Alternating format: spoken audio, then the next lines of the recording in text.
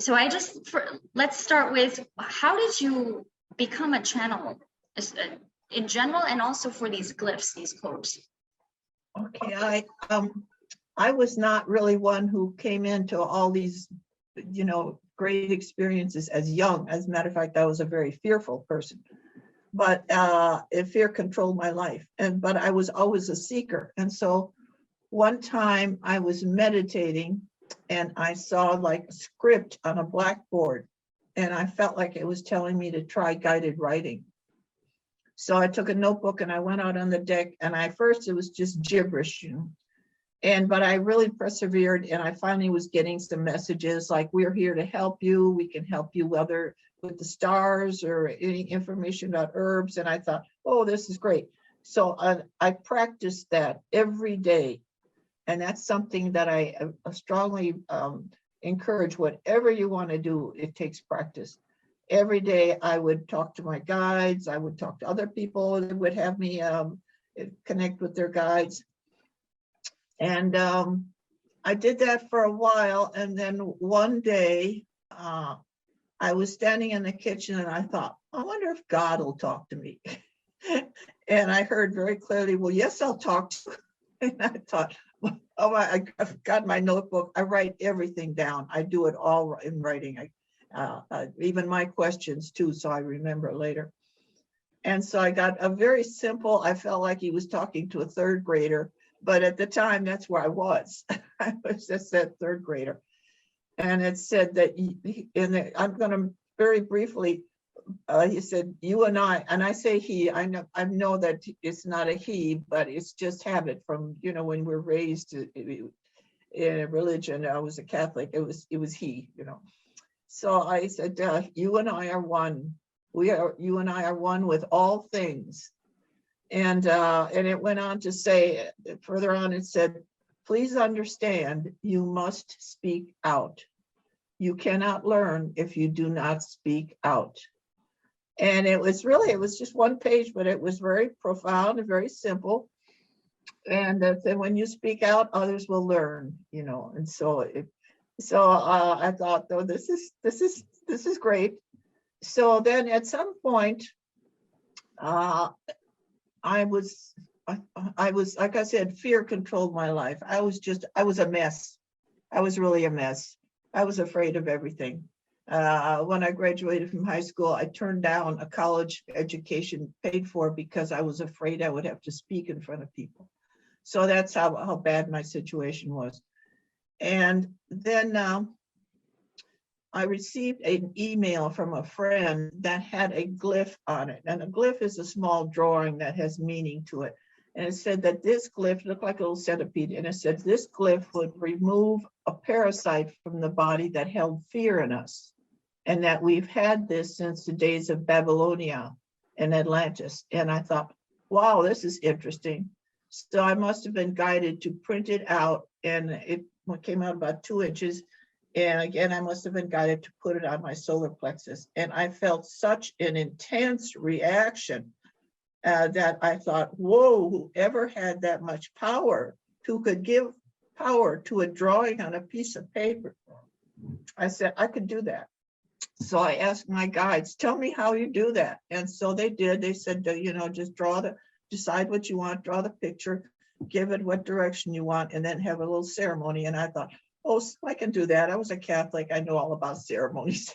So I tried a few times without much success. And then a friend contacted me. She had a bad infection in her foot. She'd gotten some glass deep in her foot, and she did not want to get, she got the glass out, but she didn't want to get antibiotics. She said, what should I do? And I asked her, I said, would you be willing to do a little research with me with these glyphs? And she agreed. So I sent her 2 glyphs, just little scribbly drawings, one to stop the bacteria, to kill the bacteria, and one to speed the healing. And the next day she said, wow, these glyphs are working. She said that it was really bad. It was, she said the oozing is gone, the swelling is gone, the pain is gone. And she said it was on its way to healing. So then I knew I was onto something.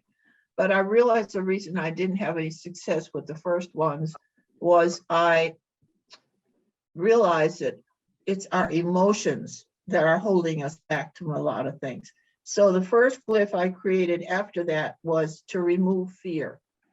And when I put that glyph on my solar plexus, I felt stuff coming out of my breasts and out of my arms. And I thought, whoa, this is great. And so I did one to remove anger, to remove sadness, to remove heartache, to remove guilt, every negative thought that we could have. I just kept writing one more glyph. And at the time, I was doing this just for me. I had no intention of doing anything else with it. I was just trying to get help for myself. And my husband at that time, he said, I had little pieces of paper all over the place. I did them on little 3x5 cards. And he said, you can't do this. You've got to get organized. So he started putting them in the computer. And little did I know that was such a big, important step, because I don't think I could have ever done the first book later on with it. This is about 2004. And so I just kept on with whatever, one to detoxify the body, one to kill viruses and whatever came into my mind. And so he got that organized, and that was really the outline for the first book. And I didn't get that. I kept using him on me and him. He was my guinea pig too. And so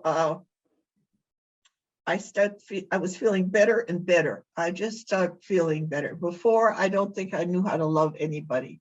And as time went by, I just felt more like I had to reach out. I just had to reach out, and people would tell me, I'm getting that you should write a book.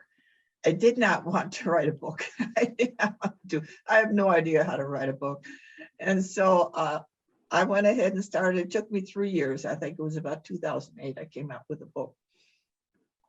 And I just, then the glyphs kept coming, and I thought I had a reading with the lady who wrote that original glyph, the one that I saw in the email.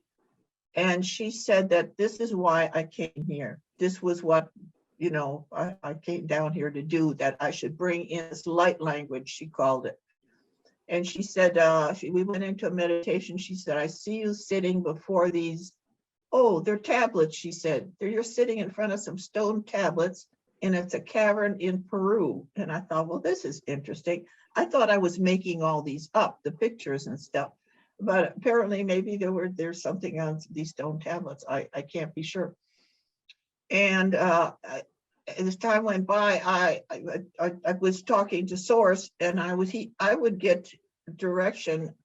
I would be told, I want you to create a glyph to repair damaged nerve bundles. And he would tell me, and again, I'm sorry, I keep calling it he, would tell me exactly what to put. Each glyph has a programming statement. You have to tell the glyph exactly what you want it to do. And so I would be told exactly when he wanted a specific one, he would tell me exactly what he wanted it to do. And then I realized after a while that the picture was coming through. I wanted one for allergies, and then immediately I saw a spiral with an arrow through it. So I recognized that I was being given certain of the symbols. But I was told, though, if I could make it any symbol I wanted, but I was given different ones. So that was the first book, and then the second book went into more. Emotional problems are at the basis of the physical problems.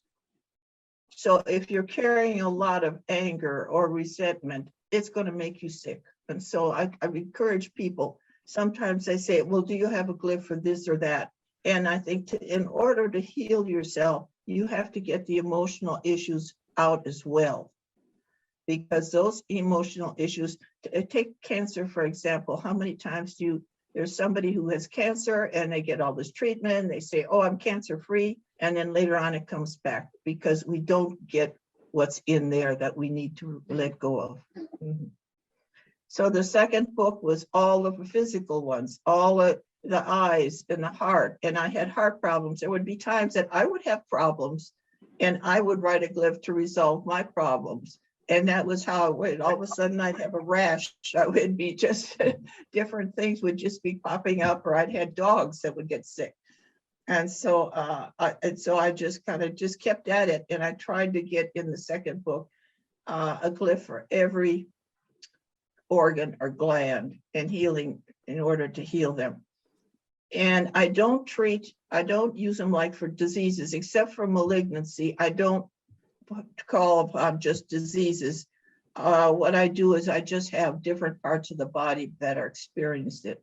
So when people have something like, well, do you have anything for Parkinson's? Well, you have to look up what does Parkinson's affect. And then I had a little dog that we got from the Humane Society, and she would get car sick all the time. And I tried making up my own glyphs, and then finally I said, what can I do to help this dog?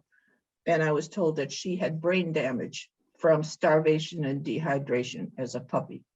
And I was told what to write for the glyph to repair this part of the brain or rebuild the part of the brain. And so we went ahead and used it on her, and we put it right on her. You could use it as a surrogate too, especially if you have a cat or a dog that's got a lot of hair, or even another person you're working on, you can use a surrogate. And we put it on top of her little head. She rolled her eyes. I could tell she was feeling something. And we had it on there every night, and she didn't mind. She was fine with it every night for 2 weeks, and she was better. Then another 2 weeks, it was gone. She never got car sick again. So then I realized we could heal the damaged brain without cutting people's heads open. And so I rewrote the glyph I looked at the drawing of the brain, and I said, in like a programming language, look at this part of the brain, then this, I would go through every part that telling the glyph has intelligence. It will do exactly what you tell it. And sometimes it seems to even do more. I've had people say, I put on a glyph for one thing and it worked on something else. And I thought, okay, whatever it is.